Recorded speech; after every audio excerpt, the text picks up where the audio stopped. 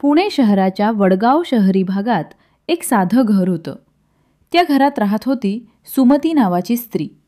सुमती वयाच्या 45 वर्षांची होती. आयुष्यभर संघर्ष करूनही चेहऱ्यावर शांतता ठेवणारी होती. तिचं लग्न टिकलेलं नव्हतं.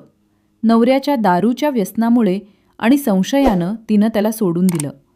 मग मुलीसोबत एकटी राहू लागली. तिनं एकटीनं मुलगी नेहाला वाढवलं होतं. लोकांची भांडी घासून, मजुरी करून, भाजी विकून तिनं रोजचं जगणं चालवलं होतं. तिचं एकच स्वप्न होतं, तिची मुलगी शिकून मोठा माणूस व्हावी, स्वतःच्या पायांवर उभी राहावी. आपण जे भोगलं ते तिच्या नशिबी येऊ नये म्हणून आई म्हणून सुमती तिला प्रत्येक गोष्टीत आधार देत होती. मुलगी नेहा दिसायला सुंदर होती. ती कॉलेजमध्ये शिकत होती, पण तिच्या मनात आईविषयी नेहमीच राग असायचा. तिची आई नेहमी घाम गाळून काम करत असे. त्यांचं घर साधं होतं, कपडे साधे होते.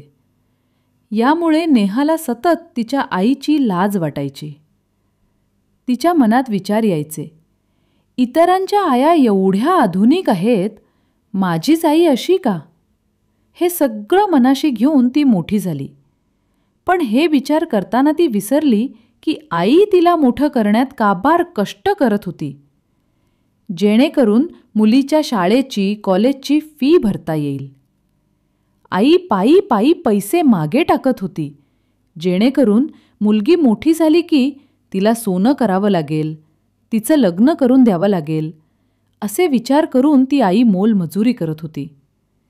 पण मुलगी मात्र पूर्ण विरुद्ध होती. ती चांगलं राहून कॉलेजमध्ये जात असे, पैसे खर्च करत असे. मग ते पैसे कुठून येतात याचं तिला भान नसे. कॉलेजमध्ये गेल्यावर काही दिवसात तिची ओळख आकाश शिंदे नावाच्या मुलाशी झाली. आकाश आकर्षक होता. सतत बाईकवर फिरणारा, पैशांची उधळण करणारा, महागडे कपडे घालणारा मुलगा होता. हळूहळू नेहा त्याच्या प्रेमात पडली. नेहमीच दोघं भेटू लागले.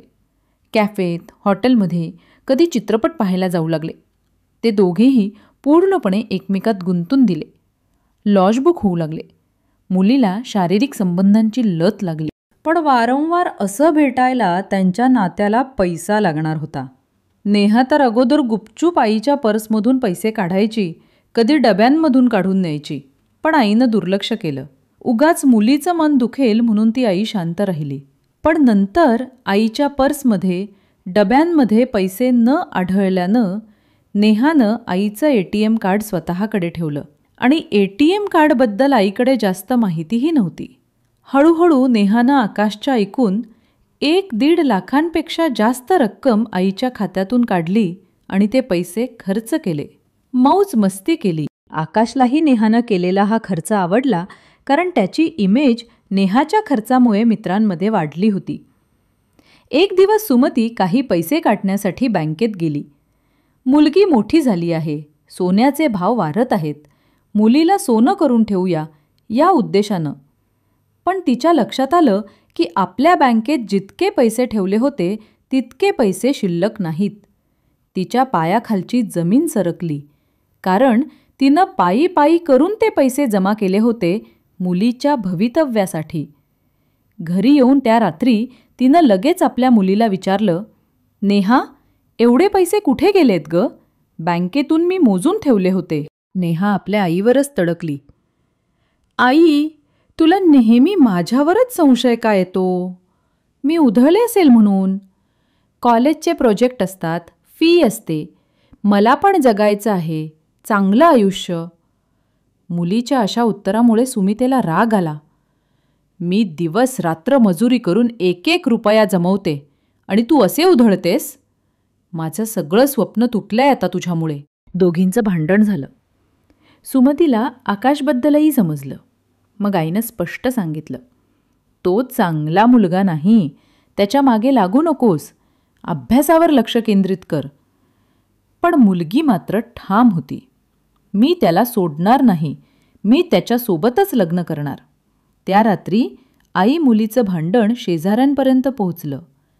त्यामुळे नेहाच्या मनात राग अजून जास्त वाढला. तिला वाटू लागलं की माझीच आई अडथळा आहे, माझं आयुष्य मनासारखं जगू देत नाही.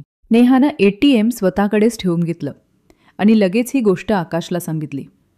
आकाशनं थंडपणे उत्तर दिलं, तुझी आई जिवंत असेपर्यंत आपण सुखी होऊ शकत नाही, एकत्र राहू शकत नाही, लग्नही करू शकत नाही.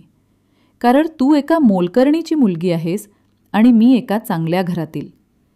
जर तुझ्या आईनं पोलिसात तक्रार केली तर सगळं संपेल. आता यावर एकच मार्ग आहे, तुझ्या आईला हटवायचं. आधी नेहा हादरली, पण काही दिवसात तिच्या मनात तो विचार घट्ट बसला.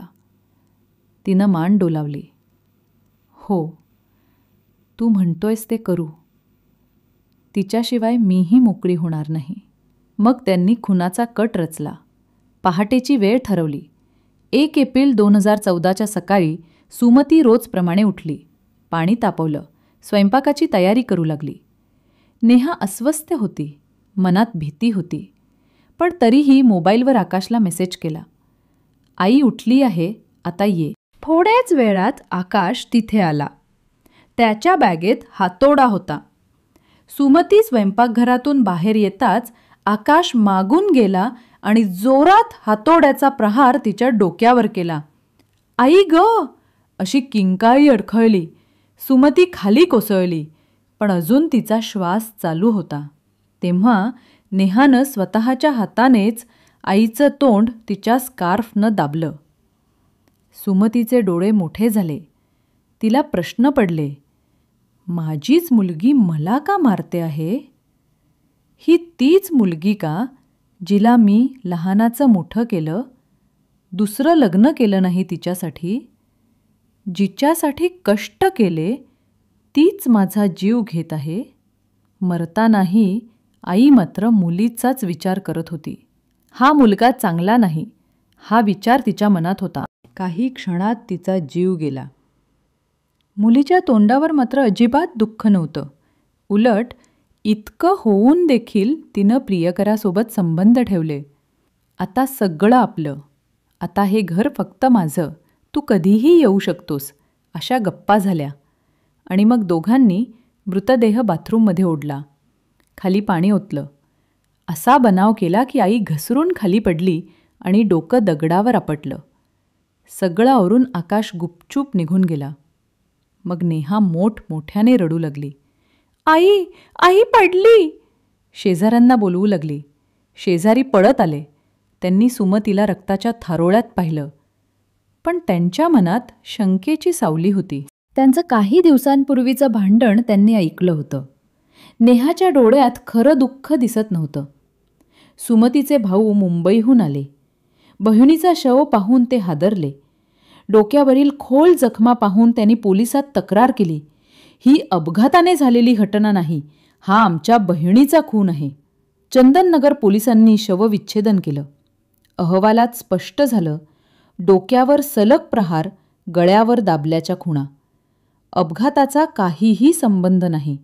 नंतर पोलिसांनी नेहा आणि आकाशची चौकशी सुरू केली.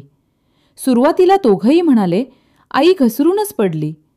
पण पोलिसांनी बँक ट्रान्झॅक्शन्स, हॉटेलची बिले, मोबाईलवरील मेसेजेस, शेजाऱ्यांच्या साक्षी दाखवल्या. नेहाचा आत्मविश्वास ढासळला. अखेर तिनं कबूल केलं, हो, आम्हीच आईला मारलं. तिनं मी 1.5 लाख रुपये काढल्याचं ओळखलं होतं. त्यासाठी ती पोलिसात जाणार होती. आम्ही घाबरलो होतो म्हणून मारलं. दोघांनाही तात्काळ अटक झाली. त्यांच्यावर खुनाचा आणि पुरावे नष्ट करण्याचा गुन्हा दाखल झाला. ही बातमी बाहेर आली आणि पूर्ण समाज हादरला. आईसाठी जीव देणारी मुलगी असते आणि इथे मुलीनं आईचाच जीव घेतला. लोकांच्या तोंडी हेच, नेहा इतकी गोड दिसायची, पण तिनं असं कसं केलं? सुमतीनं आयुष्यभर घाम गाळून स्वतःची स्वप्न मारून मुलीसाठी जगलं. पण पैशाच्या मोहानं, आंधळ्या प्रेमानं तिचीच मुलगी तिची मारेकरी बनली. आज बडगाव शेरीच्या त्या घरात शांतता आहे. पण भिंती अजूनही त्या किंकाळीची साक्ष देतात आणि समाजाला विचारतात, आईचं मोल एवढं कमी आहे का? पैशासाठी आणि क्षणिक सुखासाठी आपण रक्ताचं नातं विसरतो का? ही घटना आपल्याला शिकवते की आई वडील म्हणजे फक्त जबाबदारी नाहीत, तेच आपल्या आयुष्याचं खरं भांडवल आहेत. त्यांनी केलेला त्याग, घाम गाळून जमवलेला प्रत्येक रुपया आपल्यासाठी मोलाचा असतो. पैशांचा मोह, आंधळं प्रेम आणि क्षणिक सुखाची लालसा माणसाला किती अर्धपाताकडे नेते याचं हे भीषण उदाहरण आहे. मुलांनी हे लक्षात ठेवायला हवं, पैशानं सुख मिळतं, पण आईच्या आशीर्वादाशिवाय ते सुख कधीच टिकत नाही. आणि पालकांनीही मुलांना पैशांची किंमत, नैतिकता आणि मानवी मूल्य लहानपणापासून शिकवणं गरजेचं आहे. कारण जर पैशानं नाती खाल्ली तर उरतो तो फक्त पश्चाताप आणि अंधार. बाकी या घटनेबद्दल तुमच्या काय प्रतिक्रिया आहेत त्या खाली कॉमेंटमध्ये नक्की सांगा. व्हिडिओला लाईक करा आणि चॅनेलवर नवीन असाल तर सबस्क्राईब करायला अजिबात विसरू नका. धन्यवाद. भेटूया अशाच एका नवीन क्राईम स्टोरीमध्ये. तोपर्यंत सतर्क रहा आणि स्वतःची काळजी घ्या.